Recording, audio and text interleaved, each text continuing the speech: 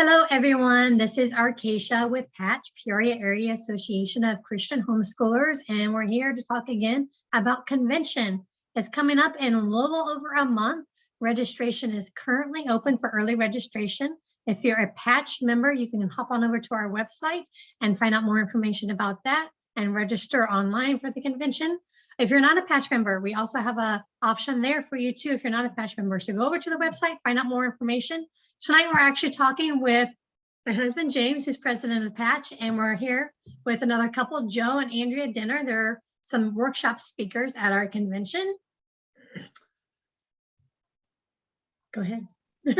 Yeah, so Joe and Andrea, can you tell us a little bit about your family and your history of homeschooling? Sure. Absolutely. So Andrea and I have been married for 31 years, and we have 9 children, ages 30 down to 9. And so we started homeschooling when our youngest was before kindergarten. We made the choice to start homeschooling. And so we've been home educating ever since then. We've graduated 7 from our homeschool high school and have 2 remaining. And so we're excited about home education and all that it has meant to our family. Awesome. That's great. So you are actually coming and you're going to be bringing 2 workshops. Let's talk about the first one, Joe, understanding and appreciating personality differences. Now, before we started recording here, we were telling you that me and my husband were sitting here waiting for this interview tonight, and we were finding out some new things about us just because this topic came up. So what can you tell us, just a little snippet about what the workshop is going to be about? Yeah. The workshop is really about how we learn to get along better, how we learn to actually value and appreciate each other as we understand how God has wired us, because each of us are wired differently. We all have different inclinations. We all have kind of a different way that we receive data from the world and the way that we interact with each other. And so one of the biggest reasons we like doing this at home education conferences is because we have seen how it's helped our marriage. We've seen how it's helped our family dynamics, because when we understand each other better, some of the barriers to trust go down, and some of those things that irritate us wind up being a little bit less irritating, because we realize there's a reason behind there's a reason behind why they're behaving the way that they are. And so this is actually a really fun workshop. And so I'm excited to do it. I do a lot of work with this with my clients. I use it in premarital counseling, and I use it with a lot of families when we get the opportunity. So that's a little bit of what it's about. We're going to just learn different things about each other and how we can value and appreciate it. Oh, that's awesome. So talking about personality and our children, because as moms, we're with our children a lot, especially homeschool moms. And I've noticed that I tend to butt heads with the kids that are more similar to my personality. Do you find that the same way, or do you think that there's differences in each situation, whether they're different personality or the same personality as you? Well, I have one thing to say. I know that for all of our children, if you are familiar with the Myers-Briggs et al., there are 4 letters, and the last one is either a J or a P. And the J's, which the 2 of us are very orderly, get things resolved, and most of our kids are the opposite of that. And to discover that that's just how they think, there was nothing wrong with it or sinful about it. It's just that they process differently. And I think especially for I am much more of a steamroller personality, and especially my first child is not at all. She's very reserved. And so just to learn how her brain worked and how she would process and express was very helpful for me, because I'd say, well, we need to talk about this. We need to talk about it now, when she's thinking, I haven't even thought through all of it yet.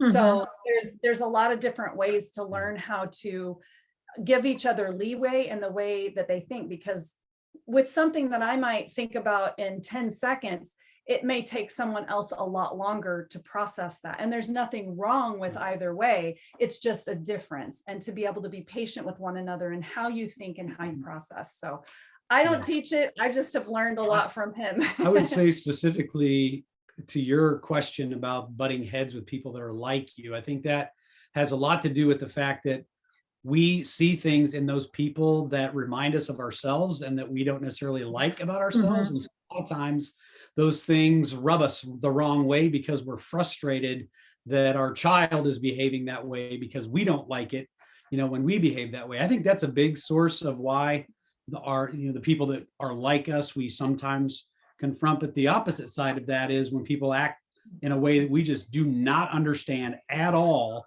That's frustrating as well. But once we learn to understand it, we may not like it, but at least we get where it's coming from. And because I'll say, I had a situation with one of my sons where I really felt like he was rebelling against me because he wasn't doing a certain thing the way I had laid it out. And all of a sudden I woke up to the fact that, he approaches life way different than I do. And he's not rebelling against me. He's not even thinking about this thing that I've asked him to think about. It's just not in his DNA. And so I really was able to kind of step back and realize I need to come at this from a different angle. And so I find it helpful on both sides. Definitely. And I like what you mentioned earlier about appreciating the differences in each other. I think that's a big thing is, like you mentioned earlier, it's not wrong that they process things differently. It's a difference about them, and just appreciating that. Once we understand that, I think we can move past that and appreciate that and then move forward in our relationships. Yeah. And that really, it's the two things are both important. We want to understand, but we hopefully, like you just said, Arcasia, we want to move past that to the point where we actually value it and appreciate it because God made them that way. You can learn to enjoy things that you prior were maybe getting irritated about because you go, wow, God created them that way. And you can just when you start accepting things and you are thankful about them, generally the Lord causes you to be appreciative and enjoy in the midst. So. Agreed. Oh, definitely. Like I was mentioning earlier, we were talking earlier before you guys came on, and we were noticing some of our personality differences, but both of us were mentioning how we appreciated the fact that we were a little bit different there because it makes for a great marriage. At least it works for us. Yeah. Right? Hopefully. Yeah, I mean, God made us to be interdependent.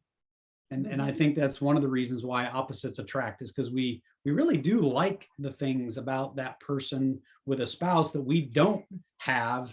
And so it's great. I think it's all in God's plan. Definitely. And it works out for us because we're completely opposite and we're in a business together. Your strengths are better than my weaknesses, and my strengths are better than your weaknesses. It just flows really good. Where I'm weak, he's strong. Where he's weak, I'm strong. So let's talk about the 5 pillars of our marriage. So this is one that both of you guys are going to be speaking of. Tell us a little bit about that one.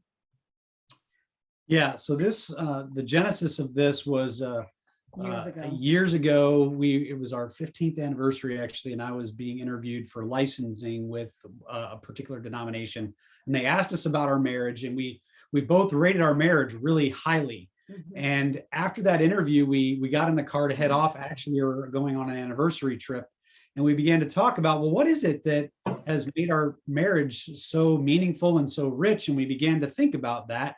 And ultimately that wound up finding its way into a workshop that we put together to try to share with people that these are 5 things that have been super helpful and meaningful to us in our marriage. We don't think it's some formula. It's certainly not exhaustive by any stretch of the imagination.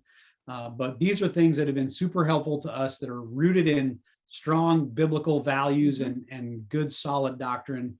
And we think that it's something that can help marriages grow and become stronger. We've seen it help marriages grow and strengthen, that we've been able to either with our counseling with people, or when we've done the workshop, or when we now do a retreat for the 5th pillar. So that's also been something that we've seen help people. Yeah, it's been great. And so we're excited, and we want to just share that with folks and see God's strength in marriages, because we really believe that the marriage is the strength of the family, and the family is the strength of the church, and the church is the strength of the community. And so there's a ripple effect that we hope to see happen as God works.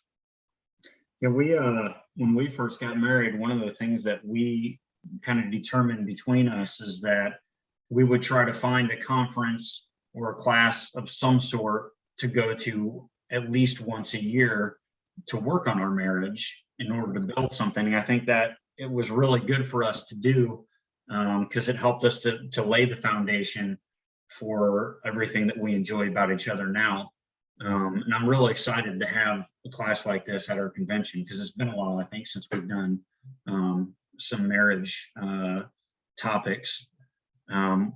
We do also, well, this last year we put on our first marriage conference, and we're hoping to do that again this year. Maybe we should talk about getting you guys involved with that too. I think that might be great. So I'm really excited to hear about what you guys are going to be sharing more in detail. I know that we can see out in the world today that a lot of marriages are under attack. You see a lot of, even in the church, you see high rates of divorce, you see separation. How can we protect our marriage so that we don't become a statistic? Yeah. Well, we have these 5 pillars. we have these 5 pillars. Couple of them that I wouldn't, we said, oh, it's not law, it's not a formula, but at least with the first couple, it's the first one in particular with prayer. I mean, I don't know how you can function as a couple without having a very healthy prayer life together. And I know we usually share this during our time, but there are many times that we will talk with even ministry couples that don't have a regular time of prayer together. And I'm not pouring this out as a judgment. It's just, it's been a surprise to us because we know how valuable it's been to us. And not to get ahead of ourselves and share what we share there, but we talk about how it helps us to hear each other's hearts and to know that our bottom line goal is to serve Jesus and to walk with him and to be ministering, and we're kingdom minded, we're mission minded, and all those things. And we do both in the morning and in the evening together. And even when he was doing a regular job and driving, he would call. And so we've tried to really maintain that, and it's been extremely valuable. And to me, that's not just, oh, hey, that's a neat thing that works for us. This is biblical, and we all should be praying together. And I think one of the most important relationships to maintain that in would be a marriage. Yeah. So I think too, just along those lines is, something you mentioned, James, that you guys made a determination at the beginning of your marriage to do things that would help solidify your marriage. And so I would say the intentionality of incorporating Christ into our marriage in all kinds of ways. We're going to talk about a number of those things at the workshop, and prayer, as Andrea mentioned already, is one of the huge ones. But again, just the intentionality, and not just at the beginning, but we're 31 years in and we're still practicing a lot of the things that we talk about. And it's not something, oh yeah, we graduated from that, we got past that. No, these are things that stay with us and that are a part of our life with God and are a part of our life with each other. And so it's critically important that we be intentional about keeping Christ at the center. Definitely. I know I can reiterate that we definitely appreciate you guys bringing these classes. In fact, we were talking to our daughter. Our daughter is engaged, going to be married this summer. And we said, this is a class you should probably check out with your fiance. Yeah, we even readjusted it. We were working with teens at a homeschool conference, and we had them for a few days. And we ended up doing this for them. And they kind of giggled when we started with this, 5 pillars of our marriage. But we said, listen, all of these principles will help you in any relationship that you have, number one. And number two, why wouldn't you want to prepare now for that very important relationship? Let us share, and they weren't pushing against it. In fact, they loved it. So they really enjoyed hearing that and saying, we're going to treat you just as we would an adult, and say, listen, you've got to know these things. So, right. Well, we definitely appreciate you guys joining us tonight and giving us a little sneak peek into your workshops. Again, we're here talking about PAACH's. What is this, 34? I think this is our 34th convention. Wow. Yeah. So we've been around for 34 years. We're really excited about it. Transform. It's March 17th through the 19th. March 17th is our new to homeschooling night, and then our regular convention, the 18th and 19th. Again, registration is currently open. Hop on over to our website at www.paach.org. That's PAACH.org, and register. This week, our early prize giveaway, I believe, is a WCIC gift basket. So everyone who registers or who is going to be in the pot for a free gift. That's pretty exciting. So again, thank you guys for joining us tonight. Good. Yeah, our pleasure. Thanks for having us. Thank you. Thanks for having us.